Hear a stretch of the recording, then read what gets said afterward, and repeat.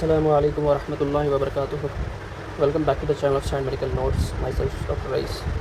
Let's discuss the topic of tropical fever, fever in the tropics, in other words.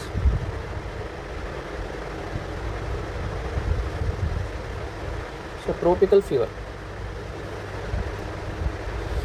Concept and definition. Definition and scope. Tropical fevers are acute febrile illnesses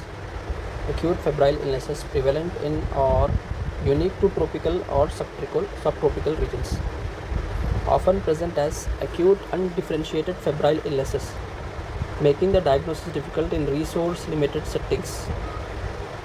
So these are prevalent or unique to the tropical or subtropical area.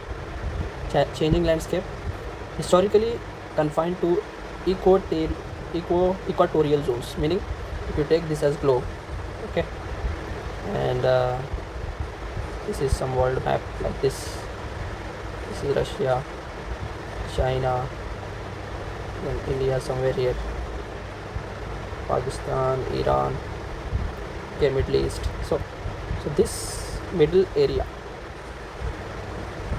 this part.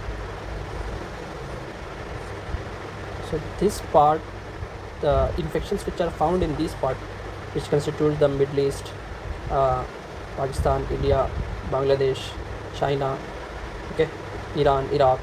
So these constitute the infectious diseases here which are confined or which are found more prevalent here are known as tropical fever. Okay.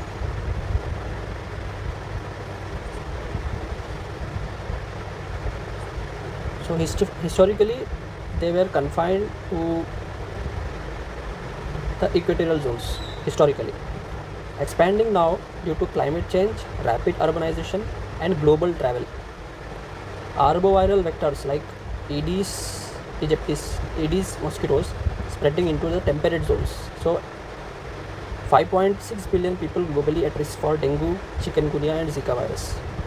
How do you diagnose this tropical fevers? Diagnostic framework. Integration of epidemiological exposure history with pathogenic incubation period. Timeline from exposure or travel to symptom onset is the first major decision point. Incubation periods and likely infections.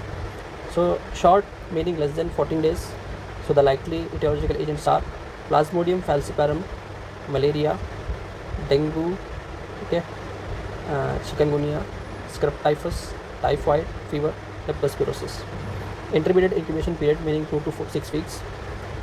So diagnosis include non-falciparum malaria, established typhoid fever. Then two things you get added up here. One is acute schistosomiasis. Second one is amoebic liver abscess. Acute schistosomiasis and amoebic liver abscess from 2 to 6 weeks incubation period. Schistosomiasis and amoebic liver abscess. And prolonged is more than 6 weeks. Again you will have relapsing non-falciparum malaria here because of hypnocytes which are present in the liver. Then comes this one, tuberculosis, hepatitis B or E and visceral leishmaniasis. So three things get added up: tuberculosis, hepatitis, viral hepatitis and visceral leishmaniasis. Okay, so in short incubation period it is non-falciparum malaria, dengue, chikungunya, scrub typhus, typhoid fever and leptospirosis. In intermediate incubation period two things get added up. One is schistosomiasis and second one is amoebic liver abscess. In prolonged incubation period three things get added up. So one is tuberculosis, okay, and viral hepatitis, tuberculosis in the lung, viral hepatitis, and third one is visceral leishmaniasis or also known as Kala-Azar. Clinical importance. Co-infections increasingly common in endemic regions and among travelers. This is important point. Co-infections are common. Symptom overlap makes isolated symptom recognition unreliable. Okay. Requires systematic syndromic algorithmic approach guided by epidemiology and physiology. What's the aim? Prevent severe morbidity and mortality in patients. That's about concept and definition of tropical fever. Okay, same thing in a flowchart manner. Okay, so What is tropical fever concept? Acute febrile illness in the tropical or subtropical regions, which are more prevalent there or which are unique to those areas. What is the challenge here? These are often undifferentiated febrile illnesses, so difficult to make diagnosis. Okay, so how do you diagnose then? How do you diagnose? Foundational diagnostic strategy is integrating the epidemiological exposure along with incubation period is the method to diagnose this tropical fever. Now, because of evolving landscape, now these are found in other regions also. So epidemiological exposure, then incubation period. If the incubation period is less than 14 days, then it can be malaria, falciparum, dengue, chikungunya, scrub typhus, enteric fever, and leptospirosis. 2 to 6 weeks, two things get added up. So malaria and typhoid fever is there. Again is an acute schistosomiasis and amoebic liver abscess. In prolonged more than 6 weeks, you can think of relapsed malaria, and 3 things which get up are tuberculosis of lungs, viral hepatitis B or E, visual leishmaniasis or Kala Azar, which is spread by sandfly. So critical approach. How do you approach a case? So systematic, syndromic and algorithmic approach. So syndromic management of diseases is discussed in my previous some other video of infectious diseases. You can go and watch there. So a syndromic approach is followed because many of the symptoms get overlapped. That's why a systematic, syndromic, algorithmic approach is followed for these diseases. Why? Co-infections and overlapping symptoms are common. Avoid relying on isolated symptoms. Use timeline and physiology to prevent severe morbidity and mortality. Okay. So one thing to remember here is approaching is by syndromic approach. And how do you diagnose? Approach by syndromic, diagnose by integrating epidemiological exposure and incubation period.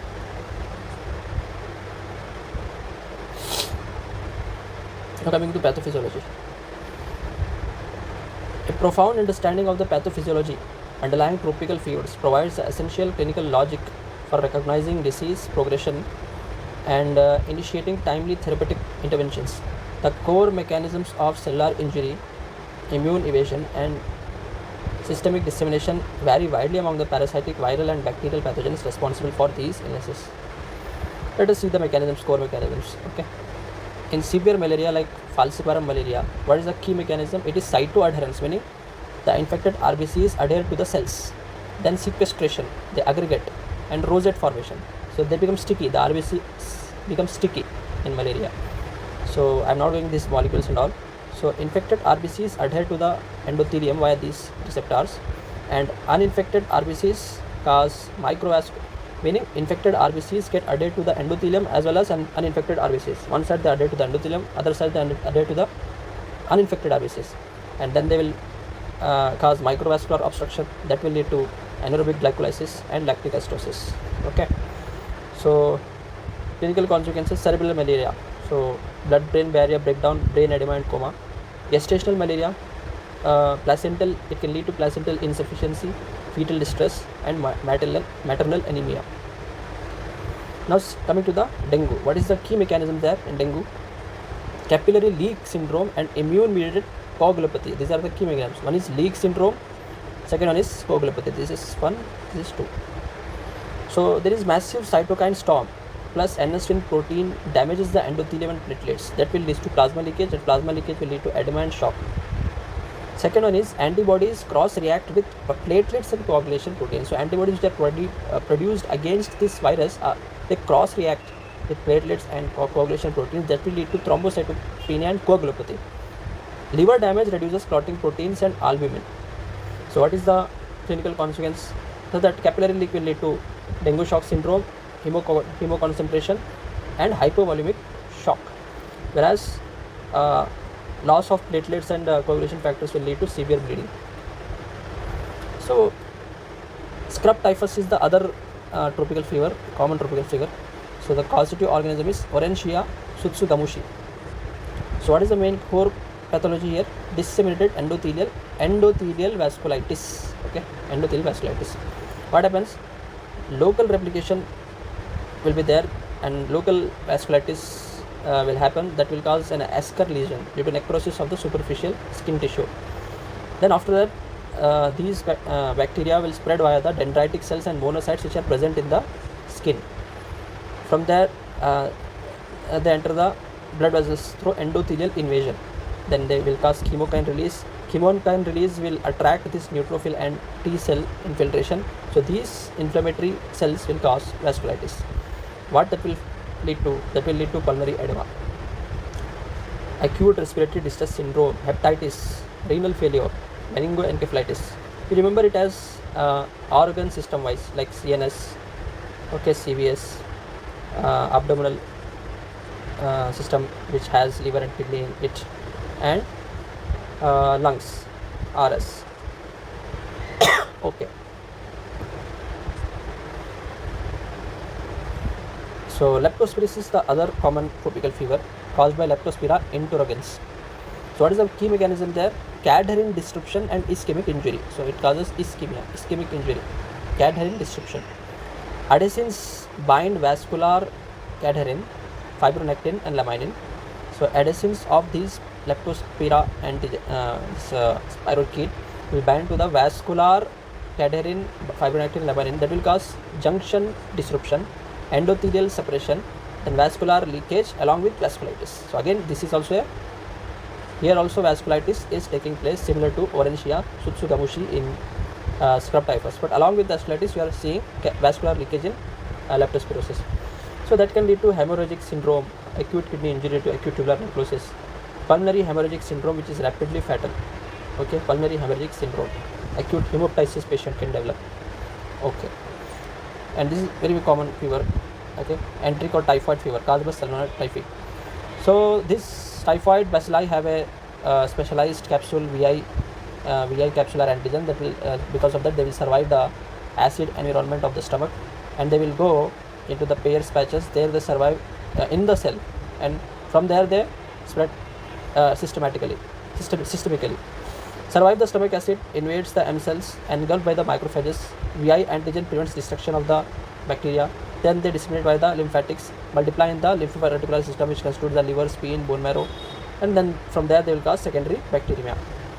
Step ladder fever is the type of fever which you see in this enteric fever. Although the use of antipyretics like paracetamol, you can't see nowadays this step ladder type of fever. Hepatosplenomegaly can occur because the bacteria is spreading through a reticular endothelial system, and then severe systemic illness. Okay. So these are the core pathologies of the important tropical fevers. Okay. See, we are seeing there is very much overlapping of symptoms and signs in these fevers. That's why we need to have a syndromic approach to these diseases. Otherwise, we will miss co-infections, or we will treat some other disease and the patient will be having some other disease. Pathophysiology of malaria. So vector transmission through the Anopheles mosquito. So that will bite, and paracetamol will occur in the blood vessels. From there is the hepatic or the liver phase. Sporozoites infect hepatocytes. Asexual reproduction leads to merozoite release. This is known as pre-erythrocytic schizogony. Cellular injury initiates.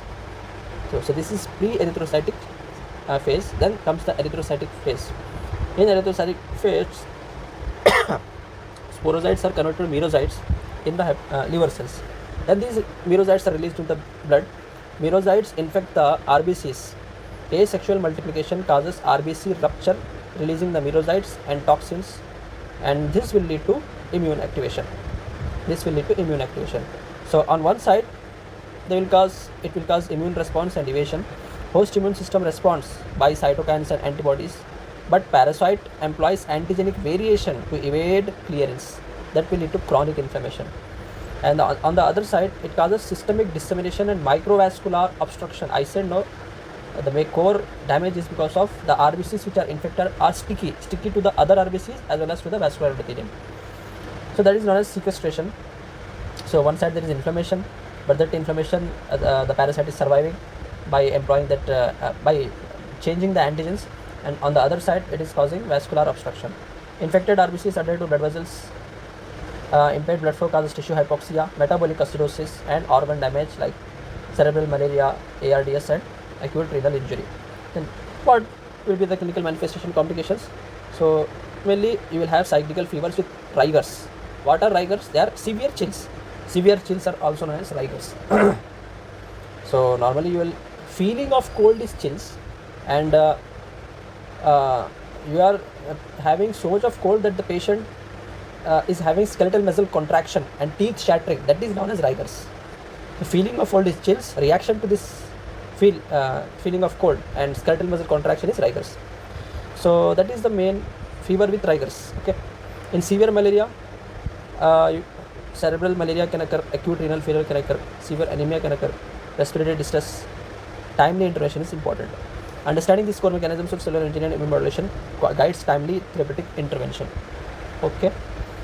Now coming to the dengue pathophysiology. So dengue virus infection, so it has secretion of viral non-structural protein NS1 antigen. Okay, NS1 antigen. So we have learned now there is cross reactivity. So NS1 antigen. So NS1 directly targets the platelets. Okay, and also one thing, it directly targets the platelets. Second thing, it will induce an antibody response in the host, anti-NS1 and anti-PRM. So because of molecular mimicry, okay, there is destruction of platelets and coagulation molecules. Okay, then immune complex deposition also occurs that causes severe thrombocytopenia and coagulopathy. So this is the end result. And on the other side, NS1 directly binds to the endothelial cells, causes structural alterations, hyperpermeability that will lead to capillary leak syndrome and plasma leakage into pleural and peritoneal cavities that will cause hemoconcentration, hypovolemia and edema. Okay. Hepatic involvement, in severe cases, hepatic involvement occurs that will cause decreased production of coagulation proteins and albumin. Okay. So the end result is dengue shock syndrome, dengue hemorrhagic fever and potential mortality. Hyperactive host immune response and direct viral toxins drive the pathology. Hyperactive immune response and direct viral toxins drive the pathology, typically during the viral clearance phase, not the peak viremia. This is important. Viral clearance phase. So the virus is going, but body will react. So complications of dengue fever usually occur after the subsidence of fever, 4 to 7 days in the critical phase, that is known as critical phase. Now coming to the pathophysiology of what is scrub typhus? Vasculitis. The core pathology is vasculitis. That one we should remember. So the main thing is disseminated endothelial vasculitis. Transmission is by mite bite. Mite Caustitis orangia sutsugamushi. Local dermal infection will cause this eschar-like lesions, then infection of immune cells, then systemic dissemination. Primary target are muscular endothelial cells, endothelial activation, massive immune cell recruitment that will cause dense perivascular infiltration and disseminated vasculitis.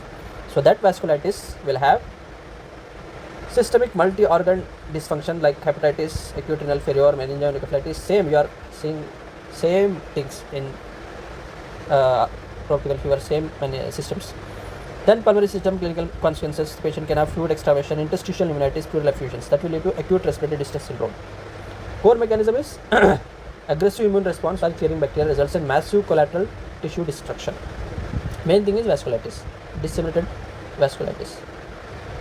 Leptospirosis, again here you have vasculitis along with leakage. Okay, that will cause ischemic injury.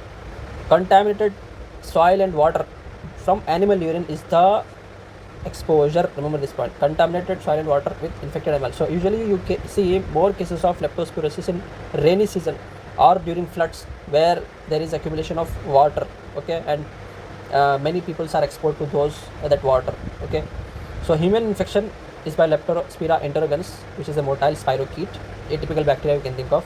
So one side causes immune mediated vasculitis as well as shock because of leakage, and other side it causes vascular wall disruption by Leptospira adhescens. Okay, so this will cause altered vascular permeability and massive leakage.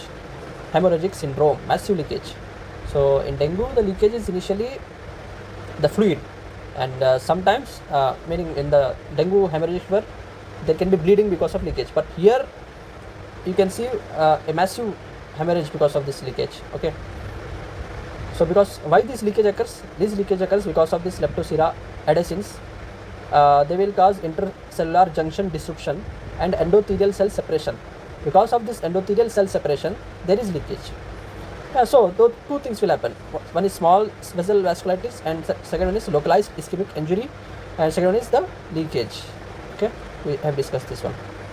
So in the kidneys, you will have ischemia plus systemic hypoperfusion, acute tubular necrosis, and severe AKI. In the lungs, you will have, because of capillary endothelial damage, alveolar hemorrhage and lethal pulmonary hemorrhagic syndrome. This is important. Two things: AKI and pulmonary hemorrhagic syndrome.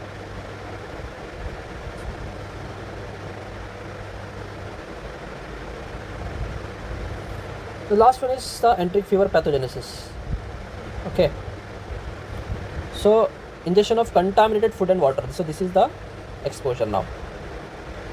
So typhi survives the acidic environment of the stomach, reaches the terminal ileum. Okay, active invasion in the Peyer's patches, cross the epithelial barrier, engulfment by macrophages. Okay, inhibition of the oxidative burst and immune evasion, intracellular survival with macrophages, dissemination via the lymphatic system to reticular endothelial system, that is liver, spleen, bone marrow. Silent phase, primary bacteremia, that is nothing but to the reticular endothelial system. Then exponential bacterial multiplication. So critical bacterial load threshold. So the bacteria will spill back to the bloodstream, that will cause secondary bacteremia. Massive cytokine production and inflammatory activation, that will cause these manifestations: step-ladder fever, hepatosplenomegaly, severe systemic illness. Okay, that's about the pathophysiology. Coming to the classification and severity of these illnesses. Accurate severity stratification is the cornerstone of tropical medicine triage. It dictates the urgency of intervention, the choice between oral and parenteral therapeutic agents, and the necessity for ICU admission and continuous hemodynamic monitoring. If the patient has more severe disease, you need to give IV agents and monitor in ICU. And if the patient doesn't have severe disease, you can either admit in the not in the ICU, but you can admit in the general ward, or outpatient basis you can treat the patients. That's how the classification severity matters. So coming to malaria classification, so WHO criteria you can classify it as: one is uncomplicated malaria, second one is severe malaria. Uncomplicated malaria is without evidence of vital organ dysfunction, and complicated is you will have vital organ dysfunction along with parasitemia. Okay, so without organ dysfunction, patient have fever, chills, malaise, headache, GI symptoms, but there will be no severe lab or clinical abnormalities. But in severe malaria, patient will have involvement of organ system, like either the patient have cerebral malaria or algid malaria, meaning hemorrhage, bleeding, shock patient, malaria with shock. Okay, and patient can have hypoglycemia, metabolic abnormalities, metabolic acidosis. So if these are there, then that patient is considered as having severe malaria, or like hepatomegaly, acute viral hepatitis, acute hepatitis patient can have, acute kidney injury the patient can have. So that patient requires parenteral therapy and ICU monitoring. Okay, so that's about the severe and uncomplicated malaria. So what are the severe manifestations? So just remember, neurological, patient will deteriorate like GCS less than 11 in adults, or Blantyre score less than 3 in children. Example include cerebral malaria, extreme prostration, or patient can have seizures also. So that is again severe malaria. Respiratory, you will have hypoxia, saturation will drop, pulmonary edema, you will have Krebs if you auscultate, and ARDS. Okay, patient will present with dyspnea and radiological infiltrates.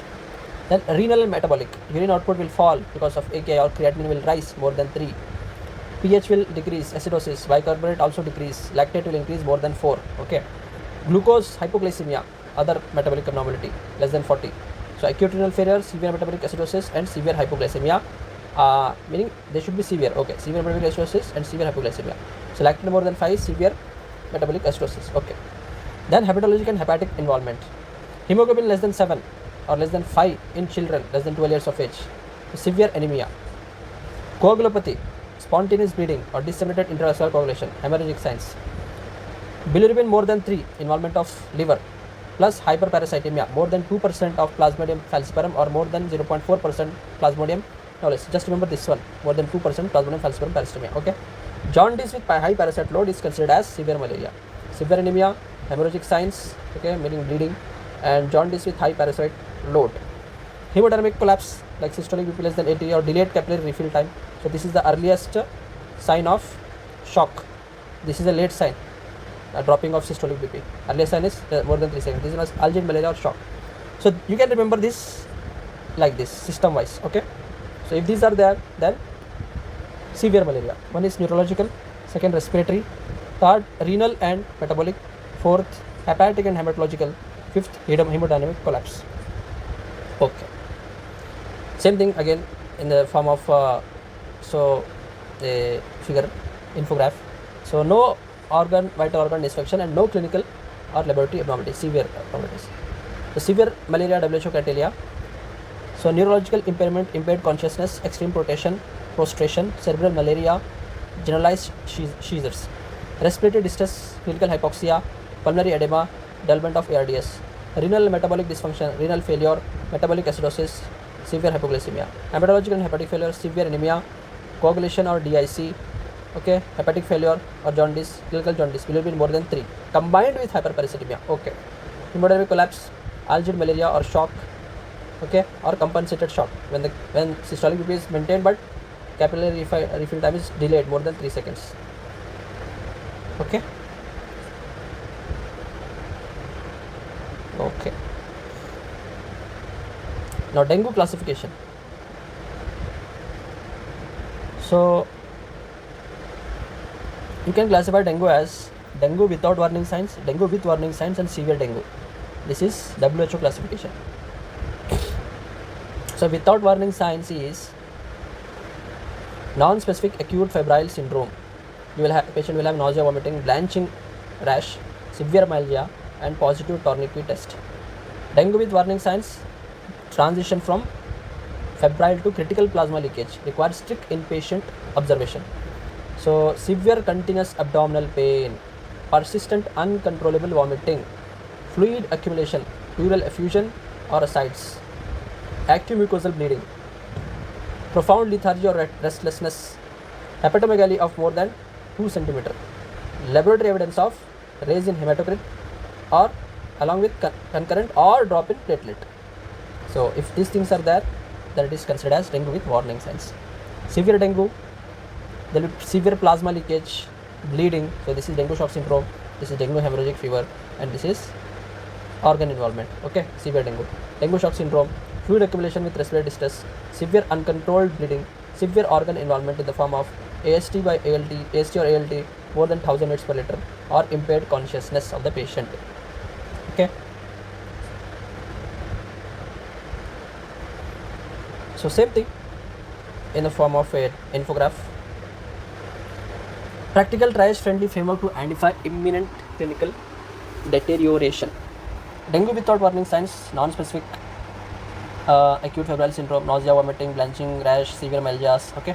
Dengue with warning signs. Okay. This signifies marks the transition to plasma leakage phase. Mandate strict inpatient observation. So abdomen severe and continuous abdominal pain or persistent uncontrollable vomiting, lungs, clinical fluid accumulation, pleural effusion or ascites, acute mucosal bleeding, liver, profound lethargy and restlessness, hepatomegaly more than 2 cm. Lab evidence, progressive rapid rise in hematocrit from the baseline and platelet count, rapid decrease in the platelet count. What is severe dengue? So severe dengue is severe plasma due to severe plasma leakage or severe uncontrolled bleeding or severe organ involvement. Dengue shock syndrome, fluid accumulation with respiratory distress. Okay. And involvement of liver more than 1000 units per liter, and involvement of brain, severely impaired consciousness.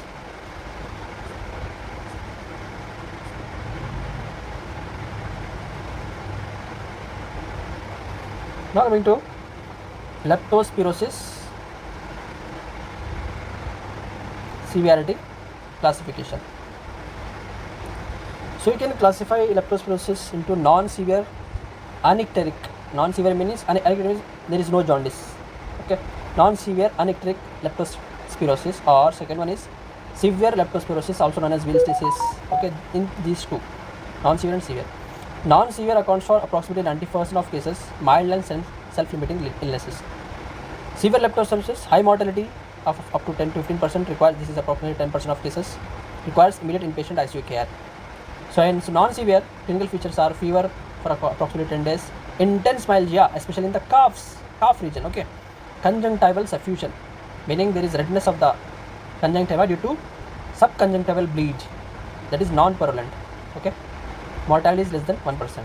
Severe leptospirosis, Wills disease or icteric leptospirosis, profound jaundice, hepatic and liver failure, pulmonary and GI hemorrhage, cardiac arrhythmias, severe neurological alterations, 10 to 15 cases. Okay, objective ICU referral criteria, indicators of severe systemic compromise, definition for this. Okay, pulse rate more than 100% with hypotension, respiratory rate more than 24 per minute, bilirubin raised, creatinine raised, thrombocytopenia. So although it is given for leptospirosis, but it applies to any tropical fever. If you have having these red flags, that patient should be managed inpatiently. Managed as inpatient. Okay. Same thing in the form of an infograph. So non-severe anicteric leptospirosis accounts for 90% of cases, mortality less than 1%. Uncomplicated fever, intense myalgia, especially in the calf region. Conjunctival suffusion without any purulent discharge, very important. Severe leptospirosis, Wills disease, mandates inpatient management. High mortality 10 to 50%. Clinical hallmark, jaundice, renal failure, pulmonary or gastric hemorrhage, cardiac arrhythmias, severe neurological alterations. Objective criteria for ICU referral, pulse rate is increasing but BP is decreasing. Respiratory rate is more than 24 per minute. Bilirubin is raised, creatinine is raised, profound thrombocytopenia, nothing but less than 1 lakh. That is known as profound stats. Or severe thrombocytopenia, less than 1 lakh platelet count. So these are the common tropical fevers classification, like leptospirosis, severe, non-severe, anicteric and severe leptospirosis, and dengue without warning signs, with warning signs, and severe dengue. And that one, malaria is uncomplicated malaria and severe malaria. So viral hemorrhagic fevers, so not found in India but mainly in African regions. So viral VHF classification, like Ebola fever, Marburg, Lassa fever. Okay, so high risk patient with fever and travel to endemic area within past 3 weeks, meaning 21 days, plus epidemiological risk factors or rapid unexplained deterioration. Clinical or epidemiological features, contact with the sick individual, direct exposure to body fluids of suspected case, rapid onset of multi-organ failure signifies VHF. Okay, one thing is there, dengue can be taken as viral hemorrhagic fever if the patient has dengue hemorrhagic fever. Okay, coagulopathy. What are the actions required? Immediate isolation, full level 4 barrier protection, initiate protocols before diagnostic workup. Okay,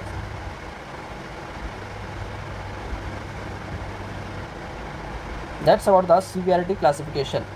Okay, I think it is enough for today. We will discuss further in the next. Okay, I will discuss this last clinical features and then we will conclude the topic for today. Clinical features, key signs and must not miss diagnosis. One principle we should have in your mind. So first we see the patient with history and physical examination. Then we see symptoms and signs. Okay, symptoms and signs we see. So we suspect some disease. Okay, after suspecting some disease, then you will rule out. You will think two things. One thing is whether, okay, I am thinking of this some disease, but can it be some other disease? Can it be some other disease, meaning differential diagnosis, some other disease before confirmation of saying. And now I am suspecting some disease, can it be some other disease, nothing but differential diagnosis. Other thing is whether the complications have occurred in this disease, whether the complications or red flags are present. So these things we should, in this manner we should proceed in anything. Okay, you take history and physical examination, you see symptoms and signs, and you have some provisional diagnosis, and you differentiate from some other diagnosis. Then you think of complications, nothing but red flags.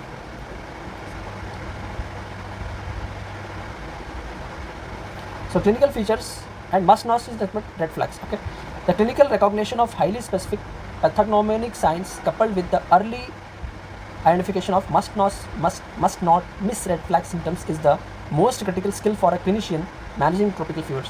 Misdiagnosis or delayed recognition of these features routinely results in catastrophic delays in the administration of targeted life-saving therapy. So this is a table in the table form. The disease, the pathognomic feature. Pathognomonic means if that is there, then the disease is there. But that doesn't mean they should always be present. They might not be present. Okay. And these are red flags, meaning complication. And what is the logic behind that? Why this matters? Okay. Malaria, how they present? What is the pathognomic feature? Periodic paroxysms. Patient may feel cold, then hot, then sweating every 48 to 72 hours.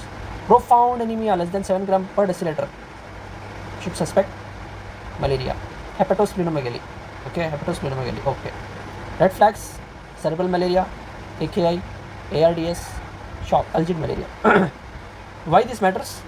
Delaying parenteral antimalarials while awaiting smear will increase the mortality in this patient. Missing early cerebral signs like irreversible neurological deficits and death will lead to this irreversible neurological deficits and death. Second is dengue fever. So pathognomonic is biphasic cytopenia. So 1 to 3 days, 4 days you will have this much of fever. Okay, then this fever will drop. Then again it will rise. So this is known as saddle back. So this is the pathognomonic of dengue fever. Okay. Retroarboreal pain is a pathognomonic feature. Pain behind the eyes, not in the eyes, behind the eyes. Okay. Breakbone myalgia or arthralgia. Okay. So severe bone pain and severe your muscle pain. Retroarboreal pain, severe bone pain, muscle pain. Blanching rash as fever breaks. So these 4 are pathognomonic sign of this dengue fever. So what are the red flags? The defervescent phase is a red flag, which lasts from 4 to 7 days. Capillary leak with narrow pulse pressure. So this indicates the patient is maybe entering into shock. Cold climate extremities, again shock. Sharp rise in hematocrit. Sharp rise in hematocrit indicates again dengue shock syndrome. Okay. So why this matters? Giving NSAIDs will lead to GI bleeding. So you should not give NSAIDs in patients with this dengue fever. Missing critical phase onset will lead to irreversible dengue shock syndrome and organ failure. That is one thing. Okay. That's about malaria and dengue. So scrub typhus.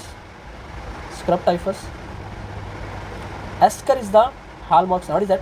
Painless black necrotic ulcer with erythematous rim, often in axilla or groin. Okay. Painless black necrotic ulcer with erythematous rim, often in axilla or groin. Tender lymphadenopathy. Diffuse maculopapular rash. You see maculopapular rash in scrub typhus also. So you may not have this eschar. Okay, you may not have, but if it is present, then your diagnosis is done.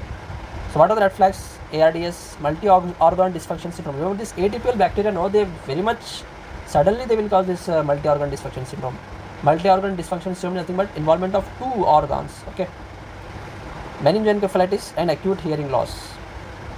Why this matters? Frequently misdiagnosed as atypical pneumonia or viral fever, untreated will lead to high mortality from ARDS or MODS. Empiric doxycycline upon eschar visualization is life-saving measure. Then leptospirosis is also a atypical microorganism. Okay. So severe cough myalgia, cough pain, not severe body pain, it is cough pain. Severe body pain is seen in dengue fever. Okay. Conjunctival suffusion is a pathognomonic feature. Redness without purulent exudate.